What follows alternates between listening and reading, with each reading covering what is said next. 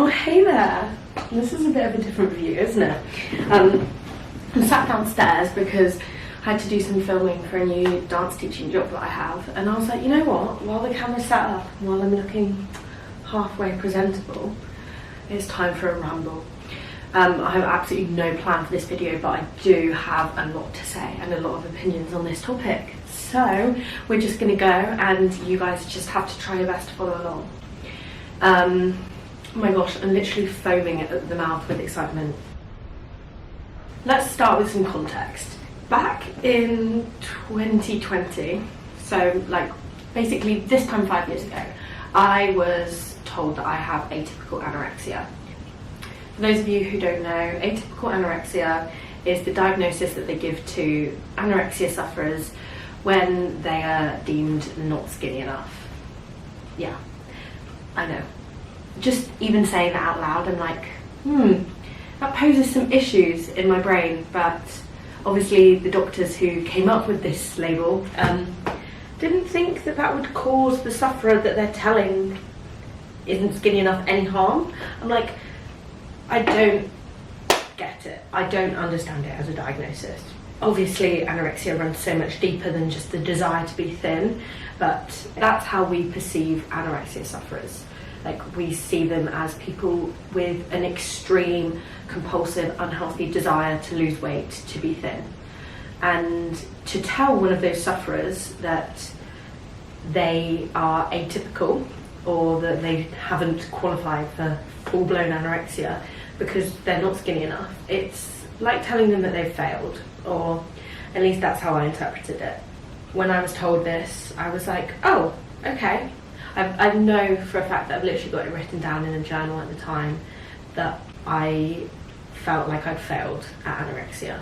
I was genuinely convinced that this was the doctors, this was the whole universe telling me that I hadn't done enough yet, that I needed to lose more weight, that I needed to get sicker, that I needed to get thinner before I could even consider the possibility of getting better. I know now that that is totally delusional. That is the anorexia itself, my eating disorder, coming up with any excuse that it could not to start recovery. I know it's hard, but your constant search for anyone else to blame for the reason why you can't get better is what is stopping you from getting better. It's not the doctor's fault that I couldn't get better. It's not the diagnosis's fault that I couldn't get better. I was just happy to blame anything and anyone and use anything I could as an excuse to stay with my eating disorder, because that's how they work. If they were easy to recover from, you wouldn't get them in the first place, and if you did, you'd just get better. You'd just start eating. But we know that that's not how it works, unfortunately. And so that's what I'm here to tell you today, that your excuses are being made up by the eating disorder. And once you come out the other side, and once you've recovered, you'll look back on them and just go, that was ridiculous. That was my hands farting, by the way, that wasn't me, I promise. Because at the time I had 101 reasons why I couldn't get better. And being told that my anorexia was atypical was a very big one of them. I wanted to go into hospital. I wanted people to think that I looked ill. I wanted to be sicker. I genuinely didn't think that I was going to be deserving of recovery until I'd reached point X, Y, and Z. There were so many different weird, messed up goals that I had to meet before I thought that my eating disorder was going to be valid. And even in early recovery, and I mean for a good few months, maybe even a year, I constantly felt like what I had been through and what I was going through wasn't valid. There were so many different excuses that my brain came up with to tell me that I wasn't valid. For a while, I thought that the way to get over this was to do the things that my brain was telling me I needed to seek this validation. No, I thought that if I just lost that extra bit of weight, or if I just kept going until I'd reached this psychotic goal, I was going to suddenly feel better, that my eating disorder was going to be like, you know what, fair enough, you've done a good job, I'm done. No, of course it wasn't going to, but at the time I don't know if like you fully believe that, or if like your rational mind believes that, but when you're consumed by an eating disorder, you're not being rational. And sometimes that's hard to hear, because I know you don't want to believe that you're being rational, but when you're consumed by an eating disorder, chances are you are being rational, even if you feel like you're fully comprehending what's going on. So if that's what's going on in your mind right now, if you're feeling like you can't recover yet, ask yourself why. Like, genuinely, like, I just want us to sit here for a minute and just think, why is it that you don't feel like you can recover yet? Because whatever reason you're telling yourself, I promise you, it's just an excuse. It's an excuse that your eating disorder itself has come up with to try and keep you trapped for longer. Maybe it's because you don't have a good enough support system. Maybe it's because things at home are really hard, things at school are really hard, you're too stressed, you're too busy. There are so many different reasons why it feels like the eating disorder is the better option, but it doesn't matter what else is going on in your life. It will never, ever, ever be the better option. I remember for a long time I used my other mental health problems as an excuse as to why I couldn't fully commit to recovery from my eating disorder. I was like, you know what, I'm only just managing as it is. If I try and recover from my eating disorder, there's no way I'm going to cope. And when you believe that, then that becomes your truth. What you tell yourself becomes your truth. So if you're constantly telling yourself that you can't recover, that now isn't the right time, or you're not going to feel deserving of recovery until X, Y, and Z has happened, then that will be the case. I'd just like to say a very big thank you to BetterHelp for being the paid partner on today's video. Now, BetterHelp is an online therapy platform that makes accessing help for your mental health easier than ever. If anything that I've been talking about in this video has struck a nerve with you and made you realise that you maybe do need some extra help with working on your mindset or finding someone to speak things through with, then BetterHelp can be there for you. In most cases, they're able to match you with a therapist in under 48 hours. And if for whatever reason you and that therapist don't really click, then they can switch you to a new one at any time at no extra cost. I truly believe that there are very few people in this world that wouldn't benefit from getting therapy. I think that it is such an amazing tool just to keep our minds healthy. You know, you'd go to the doctors and get regular checkups for your physical health, and I think it's important that you treat your mental health with just as much respect and value it just as much, because your brain and what goes on up here is so important. Now, BetterHelp have very kindly given me a discount code to share with you guys so you can get 10% off your first month of therapy. If you go to betterhelp.com/TheRealRapunzel or click on The Real Rapunzel at sign up. Thank you again to BetterHelp for being today's paid partner. I always love working with you. Your eating disorder will literally take everything from you, and it won't care about who it makes you manipulate or who it makes you lie to and deceive or lose in the process. I still hate thinking about how much I lost because of my eating disorder and the number of people that I lost because of it. At the time, I honestly did not care. Like, I didn't care that I was being a bad person.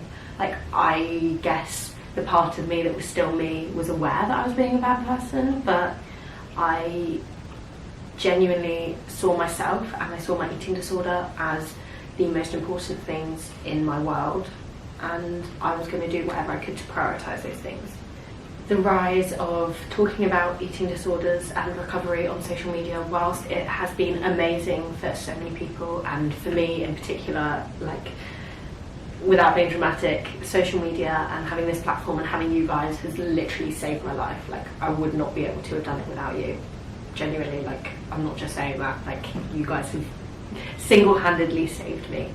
And whilst I can really appreciate all of that and everything that social media has done for me, I do think that it has created this rise in competitiveness and the fight and the desire to be valid in your eating disorder. I think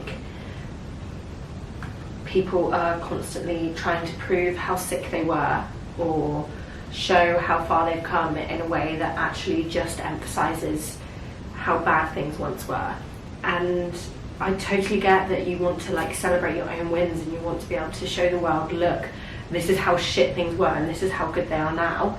But I do think that as a consumer of this content, it can very quickly become competitive and you can start drawing very unhealthy comparisons, especially when you're in a vulnerable place like in the early stages of eating disorder recovery. The vast majority of people who suffer with an eating disorder never get any form of diagnosis, never receive any form of help. For them, that might be the thing that is like holding them back from considering recovery, feeling like they don't even have an eating disorder in the first place, or like no one's noticed it or no one's acknowledged it, so they need to keep going until someone does. Once you get started on that path of comparison and feeling like you need to prove something to someone else or to yourself or to the eating disorder to show how sick you are, you're never going to get out. You're never ever ever going to feel sick enough. You're never going to feel like you deserve to get better. And that's because you kind of don't. Recovery isn't something that you either deserve or don't deserve. I don't know, say I had a broken arm, we wouldn't even be discussing whether or not I deserved for that broken arm to get better. There wouldn't be different levels of deserving. It wouldn't matter how badly I'd broken the arm. It wouldn't matter how long it'd been broken. It wouldn't matter how it broke. You certainly wouldn't like hope any less that my arm got better because it wasn't broken as badly as the person next to me. Like, it doesn't matter. A broken arm is a broken arm. An eating disorder is an eating disorder. I think I want everyone to just stop and think and go, okay, if I'm never going to feel valid, if I'm never going to feel deserving, if I'm never going to feel sick enough. Sorry, that was a burp from the depths. I'm not just saying like if you never feel like that, like I'm telling you right now, you are never going to feel those things. In the pursuit of perfection within your eating disorder, you are never going to feel those things. It also is never going to make you feel good about yourself. It's never going to make you look in the mirror and go, damn, I've worked for this, or look at me, I look so good. It's never going to bring you confidence. It's never going to bring you happiness. It's never going to make your life feel any more secure or any more safe. It's not actually calming you. It's not actually bringing you comfort. All of the positive things that you think you're getting out of your eating disorder, you're not. Like, it's pure delusion. I'm not trying to say that you're crazy or that you are delusional, but it's scary the things that your eating disorder will make you believe in an attempt to make you stay. There is not a single positive to having an eating disorder.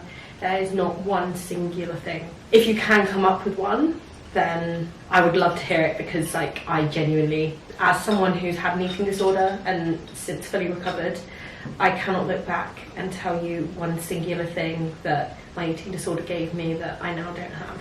So with all of that in mind, what is stopping you from making that first step? What is stopping you from choosing recovery? I think like the most common thing, once you kind of got over the mindset of like, oh, I'm not sick enough, or like, oh, I'm not deserving of recovery, once you've got over that mindset, I guess the hardest thing is then sticking with recovery and fighting through the relapses and getting to a stage where you do feel like recovery is bringing you more joy than the eating disorder was. Yeah, recovery is hard. Yeah, it's not going to be sunshine and rainbows. And yeah, to be honest, the early stages of recovery, they're probably going to feel even worse than you currently feel now in your eating disorder. But that doesn't last. It's so much better going through a period of discomfort now than spending the rest of your life in this level of discomfort. Say right now this room was on fire, and specifically like the doorway area, like the area that I'd have to go through to escape. Imagine that's like where like most of the flames are coming from. I wouldn't just sit here because like there's a bit less fire over here than there is in my escape route. Yeah, it might hurt even more going through the escape route. Yeah, I might get burned getting out, but I'm out. You're not going to stay sat in a burning building because there's slightly less fire over here than there is through your escape route. No, you get out. If you chose recovery today, then if I spoke to you a year on, I genuinely think that you would be so grateful that you make that decision today. Regardless of what happens between now and then, regardless of how hard it is and how many relapses and how many steps back and then forwards and then back you take, in a year's time, you will be so grateful to past you for making that first step. So just do it. Like, the best time to start recovery was yesterday. And if you didn't start recovery yesterday, then the second best time is right now. That's food for thought. Anyway, this has been a bit of a rambling.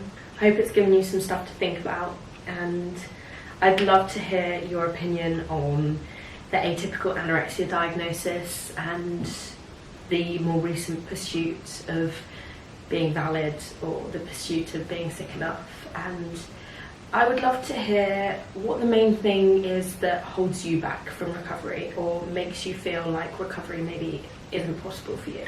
If you feel comfortable sharing something like that, then I would be genuinely interested to hear it.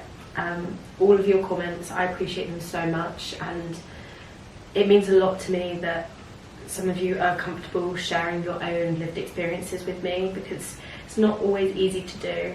A problem shared is a problem halved, and even if I can't make your problem go away, I'm always here to listen to it, and I'm always here to offer any advice that I can. So if there's anything that you want to share with me, then please go ahead. Equally, if there are any other topics that you want me to address, any other videos that you want me to make, then go ahead and suggest them, because I genuinely, all I want to do is make content that helps you guys, and that's literally all I care about. So even if I'm making a video that only one person has recommended or suggested, I don't care, because if I'm just helping one person, then that makes doing this worth it. So I hope you enjoyed today's video, and I'll speak to you guys soon. Bye!